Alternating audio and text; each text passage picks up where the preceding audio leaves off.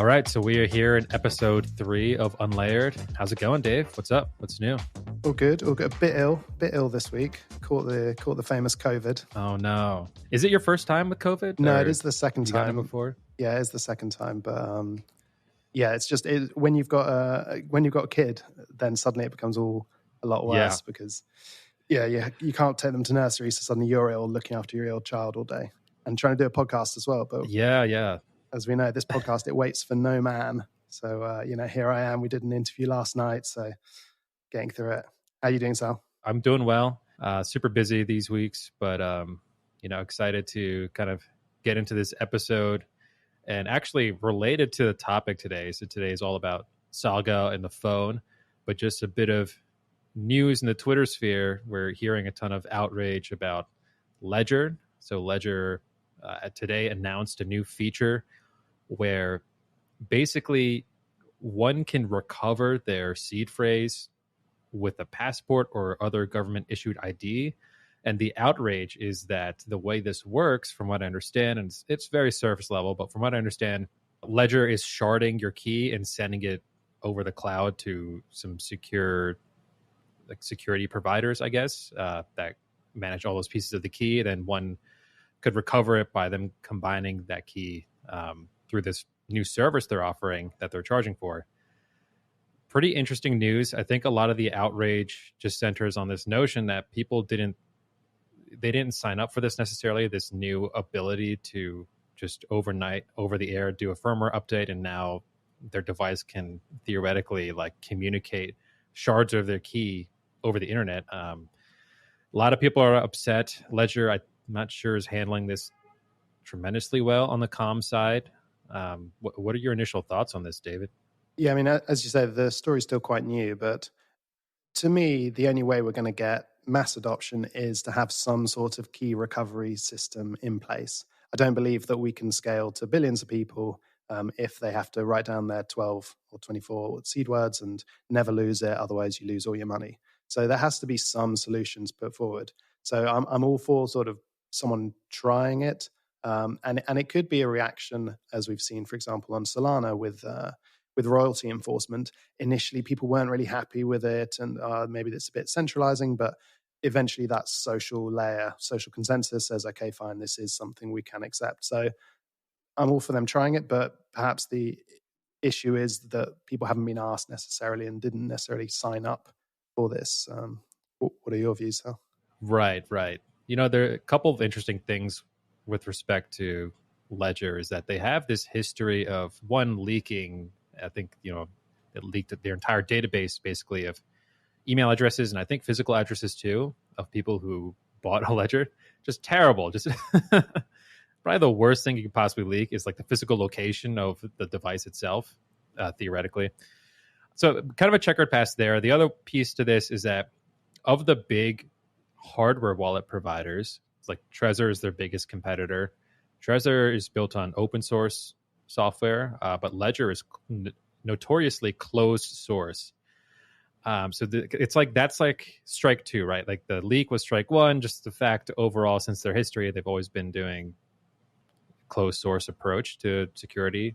And maybe that's strike one technically, and then the leak is strike two, and now this is strike three. I think people feel betrayed that they didn't even know. Perhaps a lot of people would have never bought a Ledger had they known that theoretically one could connect it to this service and have their key sharded and communicated over the internet. I think that's where the outrage is. I don't know. I agree. Social recovery totally needs to be a thing. And that's what a lot of smart contract wallets are working on and building into their core feature set. Smart contract wallets like Argent and Zen Ledger and other providers too. And so I guess the question is, should it be the same manufacturer of this hardware device that's also doing this recovery mechanism, or should we kind of push that down the stack, so to speak, at maybe the software layer that connects to the wallet and handle recovery that way? It's unclear, but certainly this has gotten a lot of people riled up. So my only query would be, you buy your Ledger normally, you set up your key on the Ledger, and ideally you should never connect it with any software. You should just use it to sort of transfer coins in and out. So my only question to that would be, is it possible to do the social recovery at the software level if you're trying to socially recover a hardware wallet? The way I might think about this is maybe, so the comparison is you have all your money on a ledger, and then you also enable this feature where you can socially recover it through this ledger service. So when I say like doing it through software, I think some of these approaches involve maybe having an entire backup, maybe a social guardian is what they call it. I think so. It's either a friend or it can be just a separate hardware wallet that is one of your guardians, and you have like a 2 of 3, and that can recover the seed phrase for the software wallet. I think that's one approach that works. There's truly a lot of ways to do this. The outrage, again, is just this idea that we should just trust Ledger to do all of these implementations correctly, given their checkered history with leaking data, and now introducing this new complexity to their software, this potential attack vector, versus users deciding if they want to do that by choosing to use and onboard another software provider, and then maybe using their hardware wallet as like a guardian or something like that. It's interesting, and almost it's a segue onto today's show, because the other option for how this goes is that most people start using the secure enclave in their mobile phones, and it acts as this. I know it's not as secure as a Ledger or a Trezor, but obviously it's infinitely more usable, more portable, and maybe that's what over 90% of people are going to end up using rather than a Ledger. So just moving on to that subject. So Sal, I know you've used the Saga, which we're talking about on today's show. Just wondering what I think it was the developer version, but just wondering what your views were of it so far. So yeah, I had the developer version. I still have it, and just got the production version in the mail a couple days ago. So kind of play around with that. It's a pretty sweet Android phone. Just separately, it feels pretty high end. So for comparison, I also use as my daily driver the iPhone 14 Pro Max. It's a very big, heavy phone. And just looking at these two, they're almost the same size, actually. So this is literally almost the same exact size as like the gigantic Pro Max phone. It's a little bit narrower, a little bit shorter, but only just slightly. And it's about the same weight from what I can feel. Pretty heavy in terms of functionality.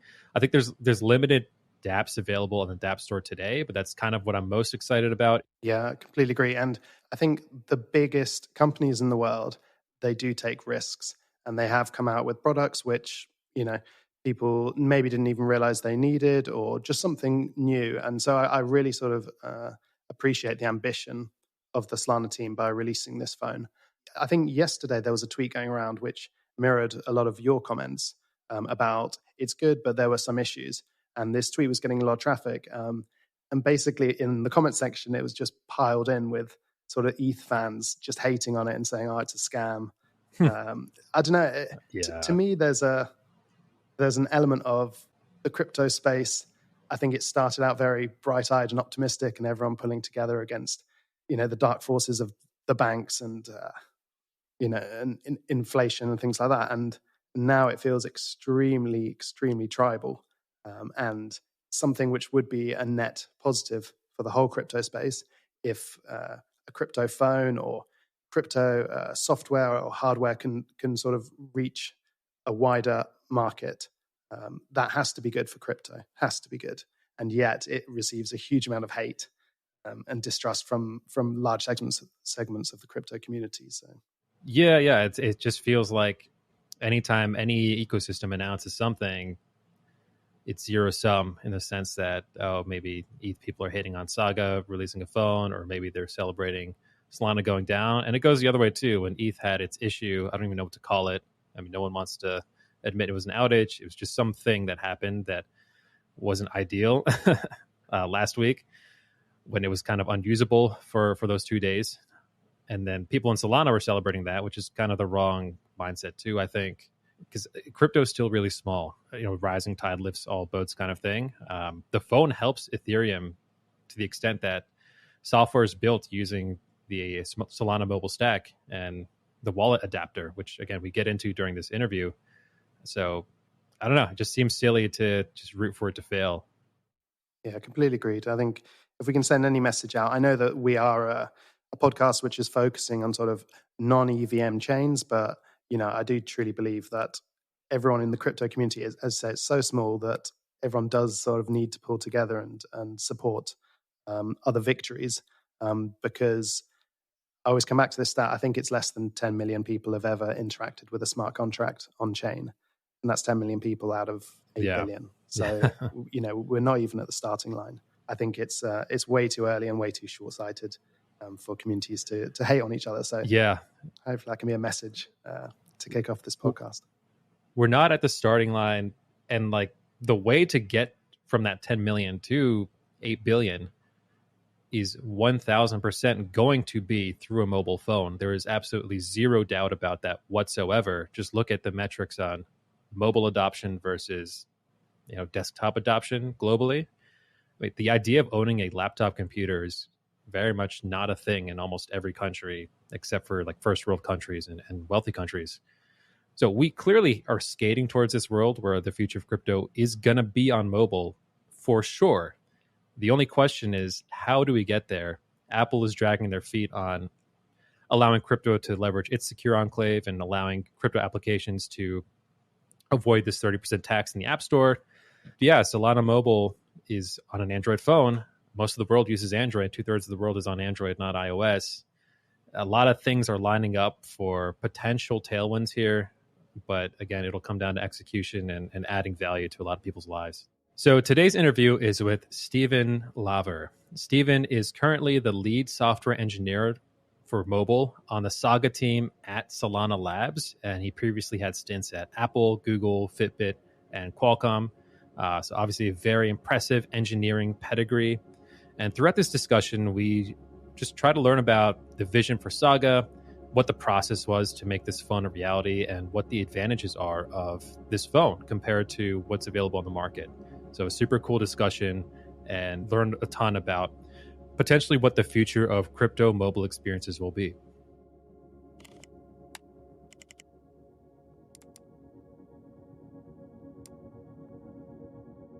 All right, so we have Steven from Solana who leads Saga efforts at Solana. Steven, thank you for joining us today. I'm excited to be here. Happy to talk about SMS and Saga with your audience. Likewise. So I want to just come right off the bat. Why is Saga not a marketing gimmick? Like, why is it something more that we should care about?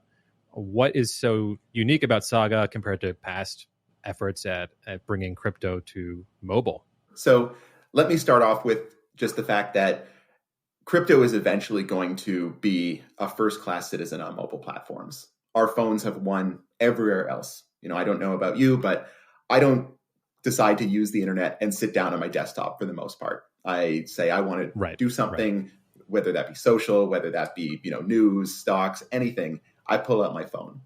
Pretty much the only place in my life where I don't do that naturally yet is with Web3 and crypto. But that's changing. And honestly, that's why we're building Saga, is a home, a place that we control, that we can make the best decisions possible to make not just using Web3 and crypto possible, but make it enjoyable and convenient to use on mobile. And having our own platform that we control top to bottom, that's how we think we can make that happen. Right. But let me actually drill in, because I'm curious, how did you guys come to the decision to do the phone? So I totally get your point about, we do everything on mobile these days. Mobile is the main medium through which people use the internet, like you said earlier. But why Solana specifically to do the phone? Kind of interesting that the protocol developer is also taking this mobile strategy. So the phone is ultimately just a platform here to deliver Web3 and crypto. Just like you have all the web dApps, the browser on your desktop is a platform to deliver it. The phone is that same platform. And so it's less about, while building a product is important, it's more about building out the technologies and building out the platform so that it can happen. Personally, I come from a long background of building mobile, so I want to see Web3 and I want to see crypto succeed on mobile devices. And there's things that we could only do if we came out with our own phone. The Solana Dapp store is a great example of that.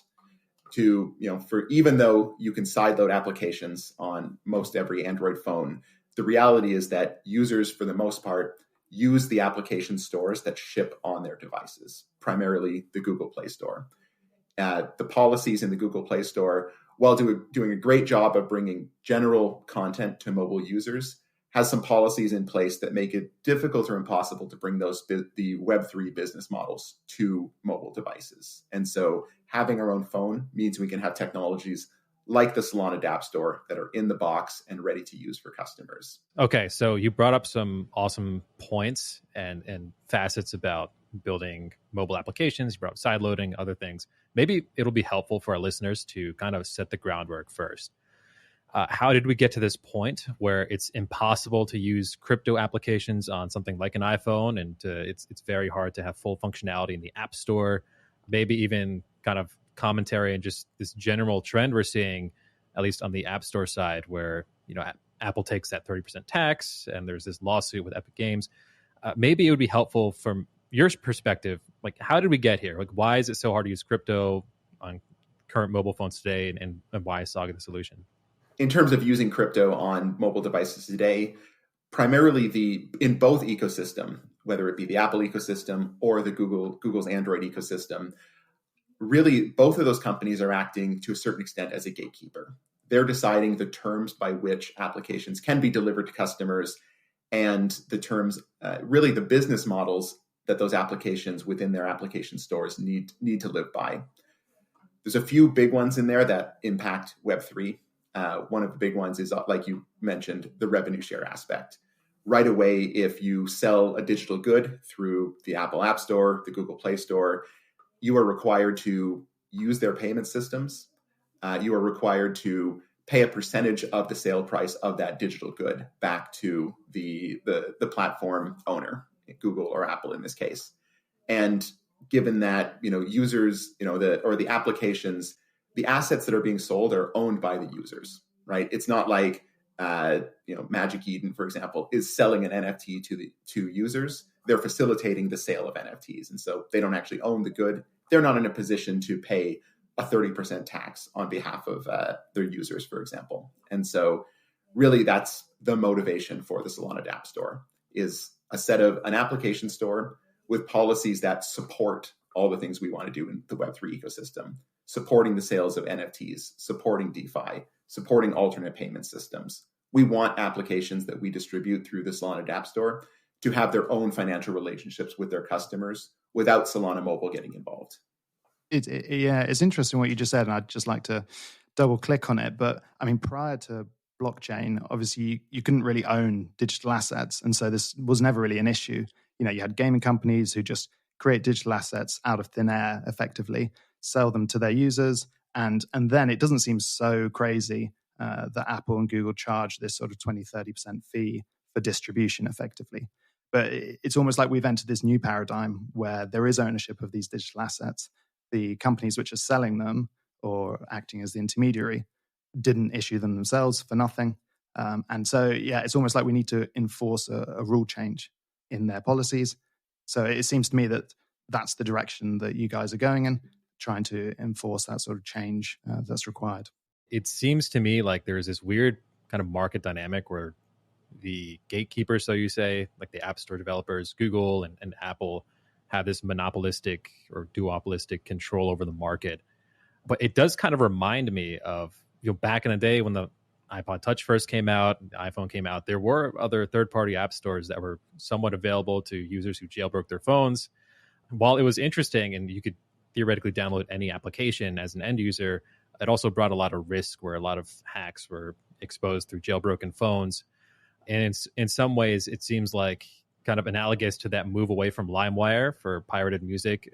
Some consumers started kind of appreciating the curation that the App Store did for Apple phones, and to an extent that the Play Store did. Do you have any kind of initial reaction to that? Like, how does that dovetail with the vision for Saga? It's actually it's a difficult position or a difficult road we've had to navigate here. We work in the Web3 ecosystem, which is very open. People have an expectation of decentralization here. But at the same time, this is an application store that can deliver assets to a user's phone. And your phone is a very personal thing. It has a lot of data about you, and it has a lot of capabilities that you wouldn't necessarily want to open up to anything and everything completely unfiltered on the web. And so our Solana Dapp Store This is a store of decentralized applications. The publishing that happens here is all on chain.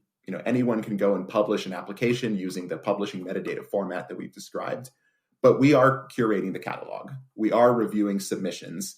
Anyone is free to submit an application to us. We have a set of policies that we publish on GitHub that describes the exact criteria under which we will review submissions to our application store. But we are still taking an active hand in the curation of this catalog. Over time, we do want to involve the community more and more in some of these decisions, but we take the trust and safety of our users very seriously. And so because of that, we do review every submission to the catalog, and we review it against our policies and to make sure that it is not doing anything deceptive, is not trying to steal users' funds, where we want to make sure that the content in the store represents the best of Web3 to the best of our abilities. So there is curation on the Solana side for the Solana Dapp store, but does it also mean like other Dapp stores could kind of exist too in parallel, where maybe there's fewer boundaries for developers? Yep, I'm glad you brought that up. And that's it's a difficult distinction to convey, but it's something that we really made sure when we were designing the Solana Dapp store. The on-chain publishing, that data is open. It's owned by the person who publishes the application. It's represented as NFTs, and that is on-chain. They could take that same data and they could submit it to any other application store that they wanted. Fundamentally, all the metadata, all the screenshots, all the icons, everything is in a open format that any application store could choose to consume. That part of our publishing is completely unopinionated. Where the opinion comes in is in the curation of our catalog. And so we have, obviously the user experiences the Dapp store through an application that runs on Saga. And so when you launch that application, you're viewing the catalog as we've created it by curating, reviewing, making sure that we're enforcing applications, respect user trust and safety. But it's still an Android device. You can sideload anything you want on it. Someone else could create an alternate app store that consumes the same source data, these applications on chain, and they could publish that and allow users to download applications, and they could have their own opinion on what a catalog should look like.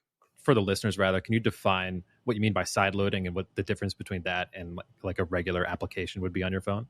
So Android phones will let you install applications from sources other than the stores that ship on the phone. So Google Play Store ships on the majority of Android devices. On Saga, we ship, in addition to Google Play, we ship the Solana Dapp store. You can launch those and just install applications, and that's how most users do get the applications for their phone.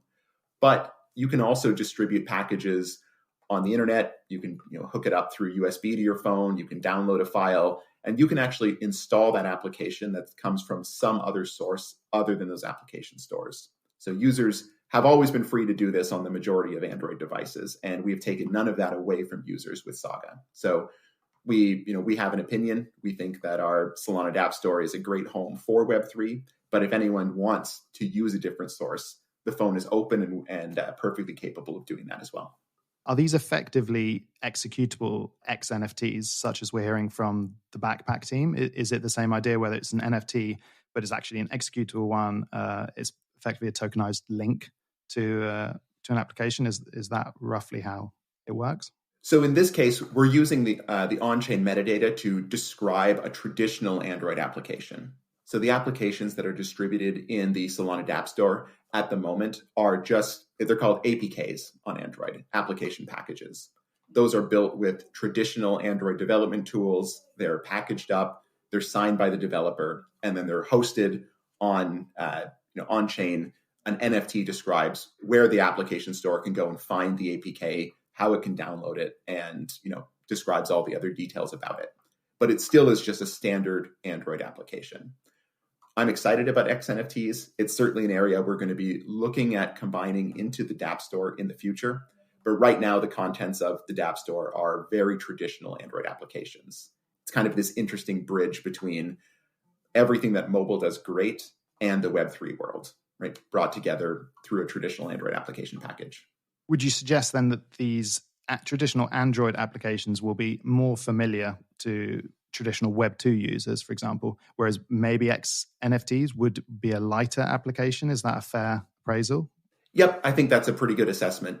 We look at what our phones can do around the array of sensors, the super rich input mechanisms, the constant connectivity.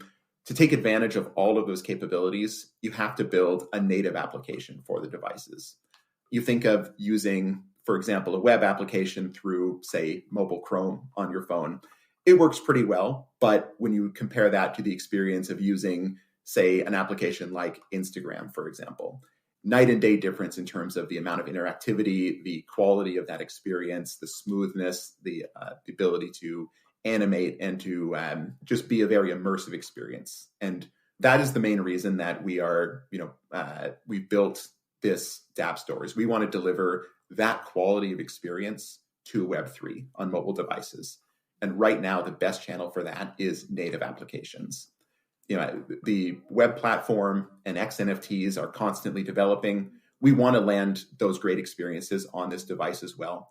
I view this as a whole spectrum, all the way from very rich native applications on one end through XNFTs and then up through web dApps on the other end, right? A user on mobile should be able to experience all of these on their device, not just the historic case, which was web dApps kind of delivered either through in-app browsers or mobile Chrome with varying qualities of experience. You mentioned how traditional applications use things like the camera. And obviously, other applications use things like the GPS for Uber and Tinder and things like that. I mean, have you seen any applications which are trying to use these additional tools to augment Web3 applications? I feel like probably gaming would be an obvious one, but it seems a super interesting design space that's suddenly been opened up. So just wondering if you've seen any interesting potential applications. Well, I'll admit I'm not neutral here. We have produced one of our own first-party applications that we distribute through the Dapp Store called Minty Fresh. And this actually came about, we were just as a team just chatting, and someone on my team said, why can't we just mint an NFT from the camera in like 10 seconds? Why does minting have to be this big endeavor? Why can't I just snap a selfie with friends and have it on chain moments later? And so we actually said, that's actually a great use case. And so the team, sat down, we kind of planned it out. We said at the time, there was a hackathon going on. We didn't submit it for the hackathon, but we wanted to jump in and capture some of that community energy. And so we said, let's just go ahead and build this. Let's spend a week and see what happens. And that was the genesis of Minty Fresh. So I don't know if you've had a chance to try out Minty Fresh, but you basically just snap a photo, tap a few buttons, mints right to your wallet, just like any other NFT. That's super cool. I mean, I'm already thinking of like fun ideas that users can do with kind of user-generated content. Like even, for instance, take a legacy app like Snapchat, and people make all kinds of filters for like, their locations or their colleges, getting some sort of attribution back if it was an NFT instead of just like a static image would be super cool. I know it's not the same use case, but that's just immediately where my mind jumped to when you said, snapping a picture and making NFT in 10 seconds with the camera. And I feel like photography NFTs hasn't really taken off yet. So it could be exactly the sort of thing to sort of kickstart that area of NFTs. The concept of a 10-second experience, that's one of the things that actually excites me most about bringing Web3 to mobile. Is traditionally you sit down, you want to interact with your DeFi, interact with your NFTs, whatever you want to do involved unpacking your laptop, setting up, getting connected, hooking up your wallet. That was a substantial investment of time. And so experiences tended to be sort of these complete end-to-end journey that would take minutes or even tens of minutes to run through on your desktop. I'm excited for what mobile does best, those little tiny bite-sized interactions. And I go back to some use cases like when an NFT mint is happening, why doesn't your phone just notify you a few tens of seconds before the mint? You just tap, yep, I want to participate on the phone. And then it pops into the experience a few seconds beforehand. You see whether or not you're successful, and then you go back to what you were doing. Or when DeFi, when the market moves, it should tell you when it's time to pay attention, when you need to make a decision. Social, gaming, all these other use cases that work best on, or that are great on phones, are great because the phone tells you when it's time to interact, And the phone allows you to be, since you're connected anywhere, it allows you to participate in these like tiny bite-sized chunks. And I think those are the experiences I'm most excited to see built, because those are the experiences you can only deliver for Web3 and for crypto using a mobile device. It's something that just is so different, but it's how users expect to use their mobile phones. Totally. I think another underrated part of that is you're kind of accessing a different demographic when you go mobile native. And what I mean by that is, when I was trying to get parents and stuff to use crypto dApps in the past, a lot of them are optimized to run on like MacBook Pros running Chrome. And like as soon as you introduce a Windows, like there's some weird edge case for the extension wouldn't work or the wallet wouldn't work. But if you're using Android especially, which is popular all across the world, except for America, basically across every age demographic, it seems like you can kind of unify that user experience a bit and have kind of those magical moments you're alluding to. And I think you hit on exactly the phrase there, user experience, right? That is something that, it's not that it doesn't exist for Web3, but to go to a mass market, to hit 1 billion users, there's something like 10 times more mobile phones in the world than there are laptops. And so a solid user experience available on the device that everyone carries, on the only computer that much of the world has in their possession, that's the way that we get to 1 billion users on crypto. So that's actually the perfect segue, kind of changing gears here. I want to talk a bit about the go-to-market strategy, but specifically, let's first start with how the Saga release kind of happened, this past April. I think a lot of people in the Solana community were kind of surprised that it happened so suddenly. I was expecting it to happen more in the summer, I guess like the official release of the phone. Can you talk a bit about what that release was like? I think another thing I just hear from like people on the Ethereum side is that, they, as soon as they look at the back of the phone and see the word Solana, they just distrust it for some reason. I don't know. Can you comment a bit about the initial release? Sure. One thing I will say is it only felt sudden to everyone who wasn't in the trenches on this. We announced it in June of 2022, and there was a lot of effort, a lot of nights, a lot of weekends poured into producing this device. So I'm glad to see how well it's been received. So many of us have been pouring hearts and souls into making this device awesome, and it's always a little trepidatious to release something like this to the world. We did have the advantage of we released dev kits for the phone early, and so we were able to both seed this out to a set of developers for them to start building on it, but also get a little bit of early feedback about the device. And we were able to accommodate and integrate some of that feedback into the device that we started shipping a few weeks ago in April. So as far as the launch, it was exciting. We got to get back up on stage and tell the world that, yes, we said we were going to do this, and we did it, right? It's a premium Android device. I'm not sure if you've had a chance to hold one in your hand yet, but it really does feel to me like the best Android device out there. It's got great industrial design. It's super fast, huge display, 12 gigs RAM, 512 gigs flash, top of the line Qualcomm Snapdragon processor. Like, this is a phone, it's not just a crypto phone. It's not something I carry just for Web3 and crypto. This is the phone that I carry as my only phone. And it does have that little Solana S on the back, which I was super pumped when I first saw got the first sample in my hand and saw how the etching was going to look. It was I do understand how there to certain parts of the broader community that the name Solana might raise some questions, but ultimately Solana is the best chain to land this on, in terms of the speed, in terms of the number of builders on this network, in terms of the super low fees. Like, all the things you want to do through those little bite-sized interactions are made better by Solana. Yeah. The initial launch of the phone does primarily support Solana, but it's an open phone, right? If an Ethereum app, for example, wanted to submit to our Dapp store, I would say, come on in. We're here, we're open, we want to be a home for Web3. And we are progressively going to add support for additional chains, additional capabilities to this device. But to a certain extent, I'm a Solana maxi. I want to see Solana succeed. I think Solana is the right chain for mobile. And so that's where we've put most of our investments so far. Absolutely. Can you actually elaborate a bit on that point about compatibility with other chains? So I think there's a lot of talk about theoretically one could see an Ethereum wallet adapter work with the phone at the hardware level, but is anyone working on this, or why wasn't maybe this capable at launch to maybe galvanize that side of crypto? Can you speak a bit more on that, like how you see that playing out? Sure. So I think I need to talk a little bit about the Seed Vault to tell this story. Seed Vault is our technology that we've integrated deeply into this phone for secure custody of private keys and seeds. And so when you first set up this phone, you'll go through the device setup, and there'll be a set of screens that you'll follow to create a new seed phrase or import a seed phrase into this phone. Seed Vault is actually not solely a part of Android. It's integrated into the system below the layer of Android. It primarily runs in an environment called the Qualcomm Secure Execution Environment, which is a trusted execution environment taking advantage of the secure hardware found in modern mobile phones.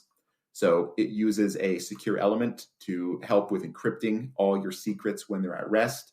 It uses a secure operating mode of the processor for processing your keys and signing transactions. And then it also has a secure UI. So it actually takes over the display and it takes over the touch input from Android when you are entering your passcode or when you're typing in a seed phrase, so that Android itself never gets to see what those secrets are, helping to keep all of your the custody of your keys even away from the operating system itself, taking advantage of all that secure hardware available in phones. This has to be integrated into the phone by the phone manufacturer. So actually, I want to make a quick analogy here, just in case people are less familiar with like your specific implementation or Solana's implementation of the secure element. Is it in decent analogy here, like how iPhones handle Face ID or Touch ID when they use Apple Pay? Like, are those credentials also stored locally at the hardware level and kind of segregated from being accessible by applications? Yep. So Apple uses what they call their secure enclave, which is based on many similar technologies, but baked in at the hardware level. Secure elements are found in most modern Android flagship devices, and Android does have key store technologies that do take advantage of that secure element to hold secrets away from the OS. What we've built here isn't like any kind of brand new hardware innovation, but we've taken advantage of all the great security hardware that already exists and made it application specific, brought in all the things that are needed to use that for blockchain, to use that for Web3, key generation, transaction signing, encryption of all your secrets, trusted UI, all of these things integrated together specifically and only for signing Web3 transactions. Like a ledger, for instance, kind of does this in a segregated hardware device. Are you saying it operates similarly to that, and that the key generation, signing, and storage of the keys are happening at this like separate place at the hardware level? Yep. You do the signature, and then the application can just see that the signature was approved? Exactly. This is very analogous to a ledger. I do want to call out one thing here, which is Ledger is an amazing hardware product. It's super secure, built from the ground up just for crypto. What we've built here, is we've taken all the security hardware available in mobile phones, but this is still a fundamentally different device than a Ledger because this does connect to the internet. This is not a cold storage wallet that's completely air-gapped from the internet. But there's a huge gulf between the security of a Ledger device at one end and software custody of keys in, say, an Android application acting as a wallet on the other end. We think that we've been able to get most of the way across that security spectrum. We can take advantage of all of the secure element, all of the secure processing capabilities, but we can also, without having to sacrifice the user experience. You still have a full touch input, you still have a full display, you don't have to connect any external devices. So we think we can get almost all the way there in terms of up to the great security that a hardware wallet like a Ledger provides, while not having to sacrifice the user experience along the way.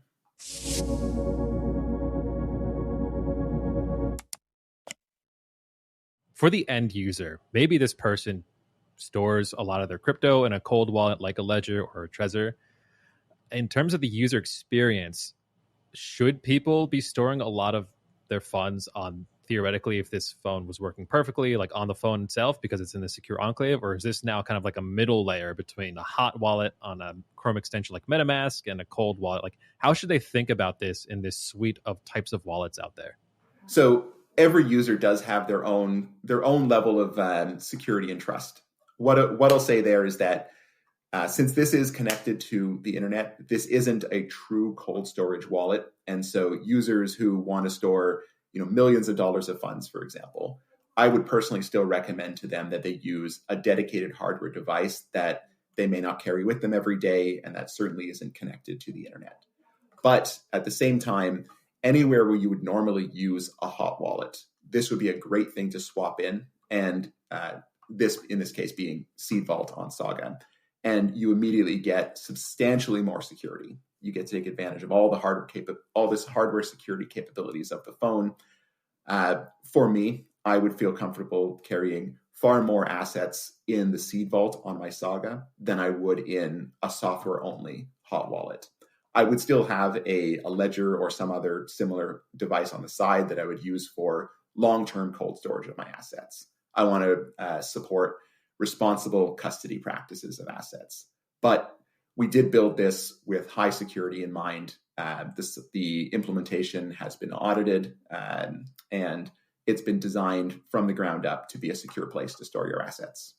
It's really interesting because currently the wallets that you get on mobile phones, as you say, the keys are stored at the software level, and now suddenly it's going to be at the hardware level in the phone, assuming that this future unravels as we expect it to.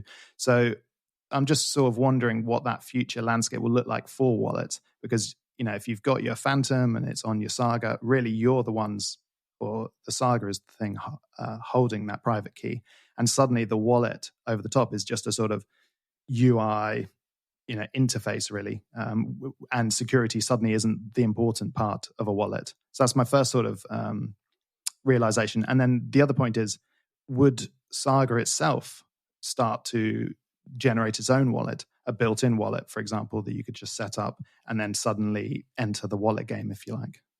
So what you said, the first part there about this separation between the custody of the keys and then the services a user expects that their wallet software to provide.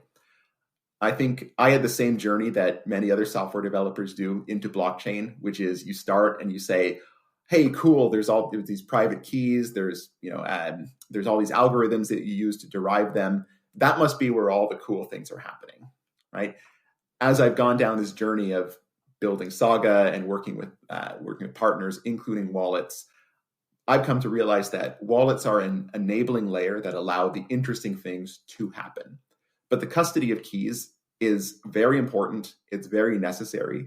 It's also not interesting at all. The interesting things are all about what you can do with your keys. And so, honestly, with Seed Vault, we took the boring part of the wallet and brought it into the system layer. We took the cryptography and the math, moved that into the secure layer of the system, supported by the secure element and the secure processing environment. But all the things that a wallet application does on top of that, the services it offers around visualizing your assets, understanding the movement of those assets, interfacing between dApps that want to use your funds and the user's introspection and understanding of how what those transactions are going to do. Those are all value-add services that a wallet application still provides that isn't something we brought into the system layer with Seed Vault. And so the second part of your question there was about a wallet application. There's still so much that traditional wallet applications bring in conjunction with Seed Vault. And it's an area that moves quickly, that there's still innovation happening, and there still is room for new entrants, new innovation, new ideas, new user interfaces, new methods of connecting dApps to wallets. And that is where I think we have partners like Phantom and Solflare, Ultimate Wallet, all of these partners who have produced wallet apps that make use of Seed Vault and make use of Mobile Wallet Adaptor, one of our other SMS technologies. They do all kinds of great innovation there. And ultimately, I'm glad to have them on the platform because they're doing the interesting hard parts of being a wallet. The Seed Vault is intricate. But like I said before, it's intricate, but at the same time, it's kind of boring, and that's a good thing. You just mentioned the wallet adapter, and I think that's the third prong, if you like, after the Dapp store and the key vault. So could you just tell us a bit more about that, please? Sure. So the best way to describe this would be an analogy to how people experience their dApps on the web. You visit any web dApp and there's this connect wallet button in the corner. You tap it and then Phantom comes up or Soulflare comes up, whatever the wallet the user chooses to use. There's a protocol there called Wallet Adapter that is being used on desktop when it's running in a web environment. We built Mobile Wallet Adapter as the analog for that, but on mobile devices. And so it takes advantage of mobile technologies instead. There's still a protocol backing it, but on Android, we use intents, we use content providers, we use WebSockets to connect the two parties involved in doing anything interesting with crypto, which is signing messages, signing transactions, enumerating accounts, etc. So Mobile Wallet Adapter it's both incredibly interesting to me because I worked on it. It's a fun protocol. It does a lot of the blocking and tackling of connecting dApps to wallets, but it's also something that a user should never really see. All they want to do is they want to be able to click some kind of connect button or have their dApp start communicating with their wallet. And that's what Mobile Wallet Adapter is. It's that behind the scenes technology connecting dApps to wallets specifically designed for mobile devices, whether that be native applications running on those mobile devices, or whether that be traditional web dApps that you would launch in Chrome on your mobile device and would connect with WebSockets to your wallet. Yeah. Okay. So if I understand it correctly, you're trying to reduce the friction, if you like, if you're on an application, even if it's on the browser in your phone, and then you want to connect it to your wallet, it will just reduce that friction and automatically know what it needs to connect to. Because just one follow-up on that, I feel like recently on Phantom and maybe like Coinbase Wallet, I'm not sure on the ETH side, but I feel like sometimes I do click on websites via the browser, connect wallet, and now it does seem to be able to like automatically bring me to my Phantom wallet, for example. So I don't know if they have implemented something similar or if you know anything about that. So Mobile Wallet Adapter is an open specification. There's a few wallets on Solana that have implemented it already. There are some other technologies in Solana that do something similar. For example, Phantom has their deep links, which do something broadly similar, connecting a dApp to a wallet. The difference with Mobile Wallet Adapter is we designed it to be wallet agnostic. Any wallet can participate in this ecosystem, and it's built on top of standard mobile technologies so that if you have two wallets installed, for example, and you use a web dApp, you use a native dApp, whichever one, and when you click that connect button, you should see that pop-up that is very familiar to Android users, pop up from the bottom of the screen saying, basically, hey, you have two different wallets. Which one would you like to use for this, right? You can choose which of the wallets. Maybe you have them segregated for, custody purposes. Maybe your, one wallet is used for your burner wallet and the other one you use for, more long-term custody. Maybe you just like to try out different user experiences of the wallets. Maybe one does something better than the other. So Mobile Wallet Adapter kind of makes that agnostic. No longer does every dApp have to code for every different wallet on the platform. So we've rolled that out, not just for Saga. That's available today for every Android device. Any wallet that wants to can publish the interfaces, and then any dApp can query those interfaces and consume it on a mobile device. So as far as the Solana ecosystem goes, we're starting to see more and more dApps and more wallets pick this up. And in fact, there's a lot of dApps out there that support it and may not even know they support it because we did roll it into the traditional web-based wallet adapter. So any dApp that uses Wallet Adapter can just rebuild, pick up the latest version, and magically they'll be able to connect on a mobile device, assuming their web dApp is friendly with mobile Chrome. They'll be able to connect to your native wallet and never even know they're talking to a different kind of wallet on your phone. So similarly to Seed Vault, we built that Solana first, but it's an open protocol. And there's all the hooks and all the places that you would need to add in additional features and additional like chain identifiers, for example, to bring this technology multi-chain. And so it's open, and I would love to see this spread beyond Solana as well. So, Steven, tell us about, for potential buyers of the phone, what can they expect? So one thing we're excited about with Saga is we really wanted this to be a phone that lived up to a lot of the expectations of, people in this ecosystem. And people in Web3 are used to their phone or their earning value or accruing value by participating. And so with Saga, we've launched the welcome pack. So when you first set up your Saga device, you'll enter the Dapp store, and you'll be prompted to mint a Saga Genesis token. And this is our way of rewarding and giving back to the early adopters of this device. And so for anyone who mints this Saga Genesis token, we immediately airdrop them a small amount of SOL to make sure they've got a little bit in their wallets to facilitate making transactions. We give you 20 USDC to get started. But then there's also partners that we're working with.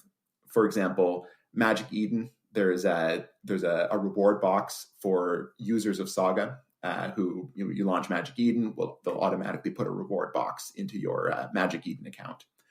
We've also, we're doing a exclusive Claynosaurs mint. So 2 new Claynosaur species that are exclusively for purchasers of Saga. And we'll be doing several mint events over the coming weeks and months to reward users for having this vision and coming along with us on the journey of Saga. So we've got other partners as well. If you launch the Dapp store, go through that welcome pack experience, and you'll see a selection of offers from our other partners as well. But we wanted to make sure that we reward users who are who believe in the vision that we share with Saga. Super cool. It looks like maybe that some alpha in there. If this welcome pack could be, the stuff you interact with could be worth more than the phone itself.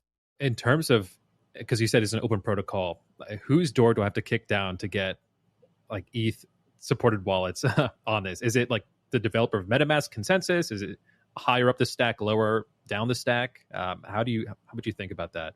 The key player here would be the wallets. And so someone like MetaMask, for example, could integrate this technology and then basically publish that, yes, I publish on a phone that this protocol exists, I support it, and here are the chains that I make available through this technology. Yeah. So, and then that would be something that a Dapp could start consuming. So why haven't, maybe I'm just out of the loop here, why haven't we heard any noise about any of these ETH-based wallets, like a MetaMask, for instance, want to integrate? What's kind of the friction point here that's preventing us? Because I do think what would be great for Saga and Solana broadly and all of crypto, to be honest, is a lot of money sitting in things like Ethereum and Arbitrum, these L2s that are connected to the EVM. If they have a way to, ape into Pepe on their mobile device, theoretically, then they could get exposure to Solana too, which is a first-class citizen of this device. It just seems like such a low-hanging fruit. I mean, do you hear of any noise with some of these wallets on the east side wanting to build on the mobile adapter? We've had a few people reach out to us with questions and explorations. I do think a lot of them are taking sort of a wait and see attitude. There was a certain amount of skepticism when we announced that we're building a phone.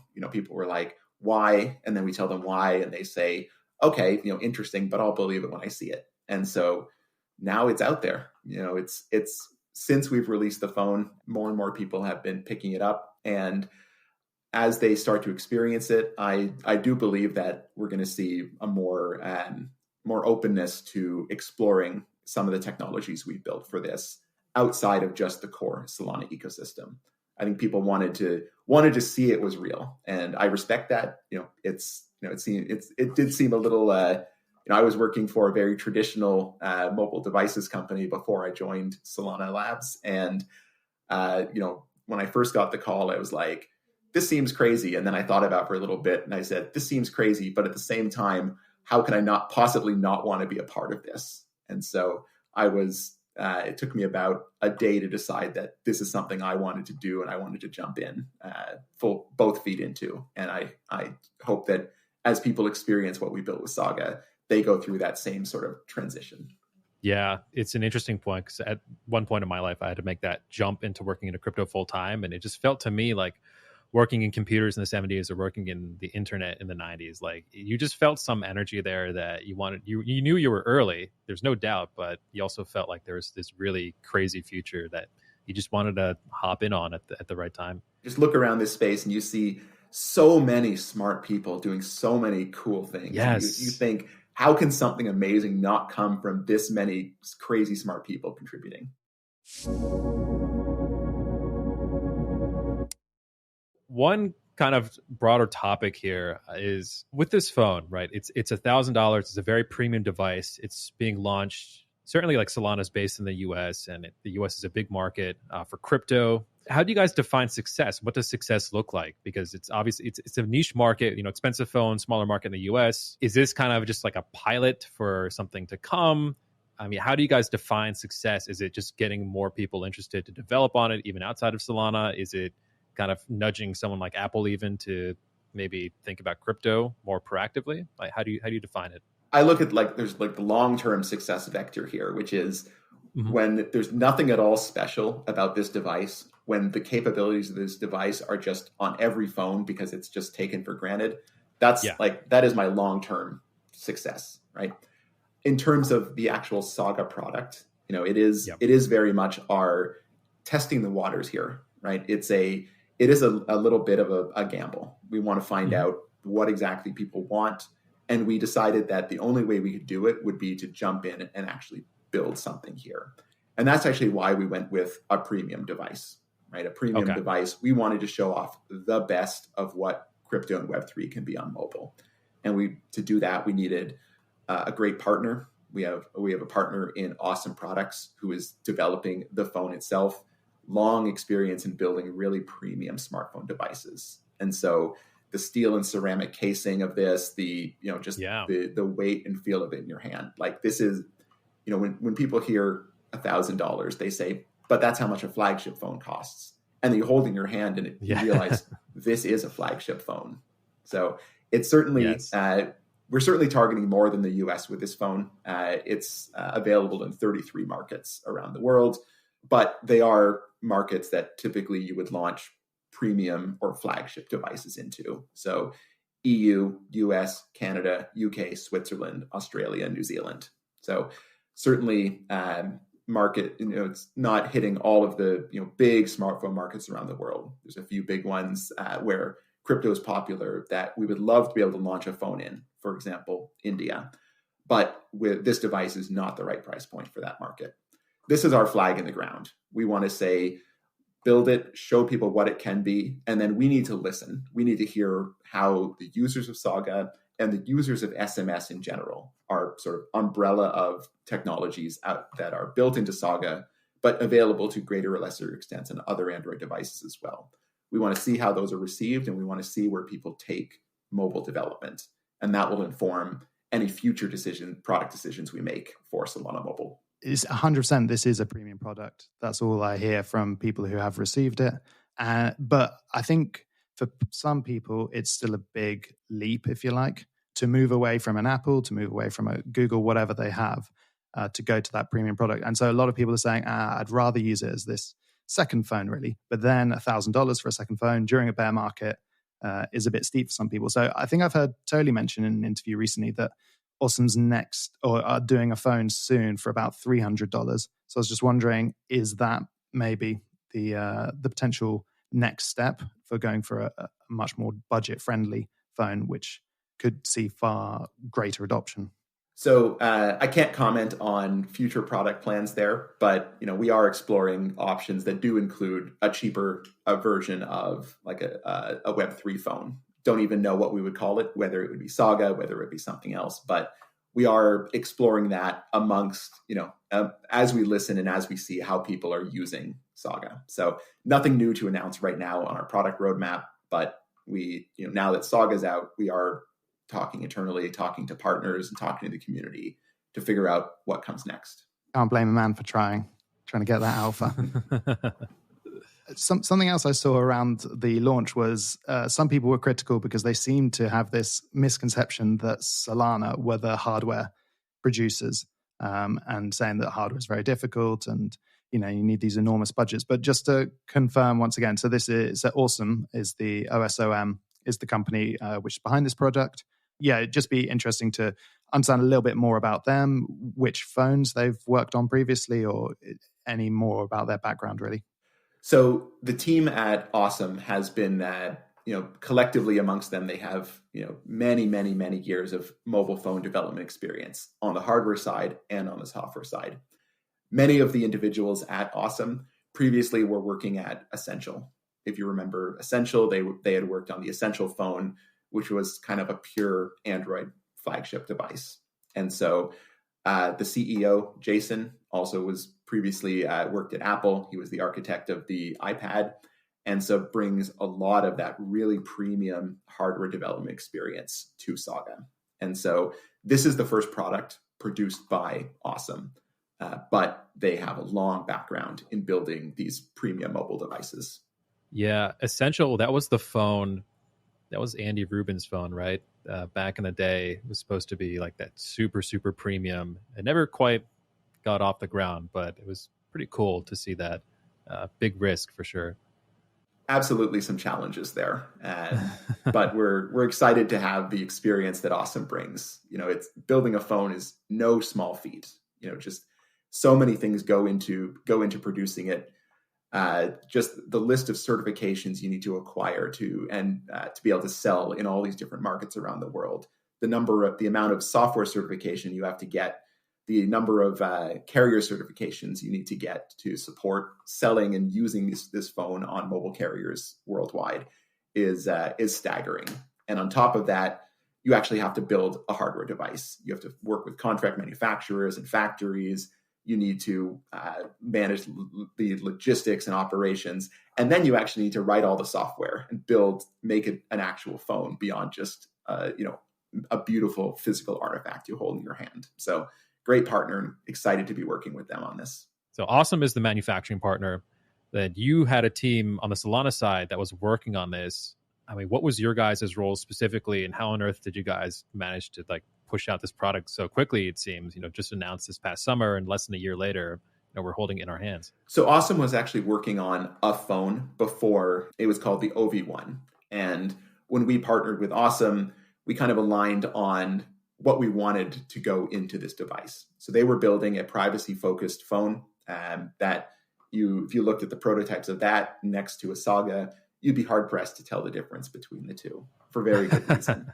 Yeah, but what Solana Mobile brought to the table and built here are the crypto and Web3 focused technologies. So everything that falls in the SMS umbrella, Seed Vault, the mobile wallet adapter, and the Solana Dapp store. All three of those were either specified or built by Solana Mobile. Parts of it do need to be deeply integrated into the phone. So Seed Vault, we actually built, Solana Mobile built and designed the interfaces and the architecture for it. But much of the code was integrated deeply into the system layer by Awesome as part, as the phone manufacturer. Whereas other parts, for example, the Solana Dapp store, that is built entirely by my team at Solana Mobile. And so all of this together, the whole Android phone, the great hardware integration work that Awesome does, and then the software work jointly done by Solana Mobile and Awesome, all came together to make this product. It strikes me that someone needed to do this at some point. And it also seems very lucky, if you like, that the Solana team is just stacked with a load of ex-Qualcomm engineers, where this was sort of their bread and butter, certainly for Totally for 10 years or so. So it just feels like this really good coming together, really, of software and hardware. And I'm not sure if any other of the major chains really could have done this endeavor. I think all power to the Solana team for going for it. If this doesn't work out in the end, if you struggle to sell loads and loads of phones, is this still a case that this has been an extremely good software play, if you like? Because perhaps down the road, Apple and Android integrate some of these tools, and then Solana has sort of the premier software suite, if you like, for crypto on phones. Well, I'll make a quick plug right now and say anyone who's listening should go and buy a Saga. That will absolutely help make this a successful product that we can then build on top of. But the Solana Mobile Stack, the technologies we built for this, absolutely have value across mobile devices. To me, coming from, I've been working on mobile devices for my entire 20-year career, or almost all of my 20-year career. And it's inevitable to me that crypto is going to be a first-class citizen on mobile. There's no way it can't be and target the world. And so someone needed to do this. It both seems like a crazy idea, but also it's something that just has to happen. And it just needed someone to say, yes, we're willing to do that. And I think Solana has the network that can support the kind of interactions that are needed for developing a phone. And so it was just the vision of our founders to say, yes, we should absolutely do this. I hope that Saga has a huge long run, that we get, sell many, many devices, that there's many, many more future devices here as well. It's something that is foremost in my mind. I want to make sure that this is the success of Saga gives us the opportunities to keep building these new technologies. And so, I'm an engineer. I like technology. I like to build things. I will absolutely keep building all these cool mobile technologies, but I do think Saga is the best home for them. And so I've built many phones over my career, and this is the phone that I built that I'm the most excited about of anything I've ever worked on.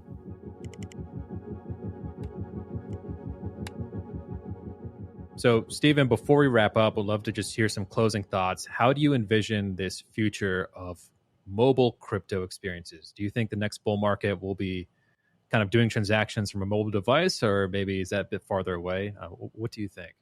Where I think crypto is going to go is to a heterogeneous set of experiences. It should no longer be everyone experiences every activity in the Web3 space in the same way through the lens of a web browser running on your MacBook. People are going to be gaming, right? Mobile is the perfect platform for gaming. People are going to be capturing their real life experiences, capturing photos and minting those as NFTs. All of these things, they're going to want to do it on the go, and they're going to want to do it with the thing that they always have with them, their mobile phone.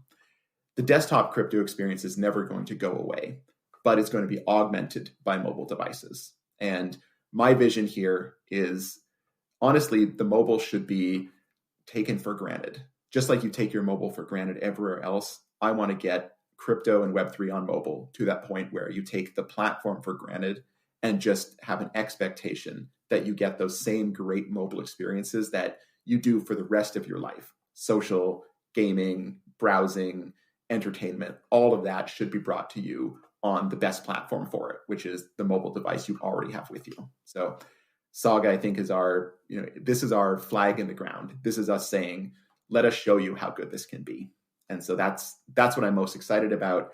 And I hope by the time the next bull market rolls around, that mobile is in a place to be a first party participant in that next bull. You heard it here first. Big predictions for the next bull market. Mobile hopefully will be an ally, but not necessarily a replacement for desktop crypto experiences. We hope to see that as well. Steven, thanks for joining us. Thank you for having me. Appreciate it.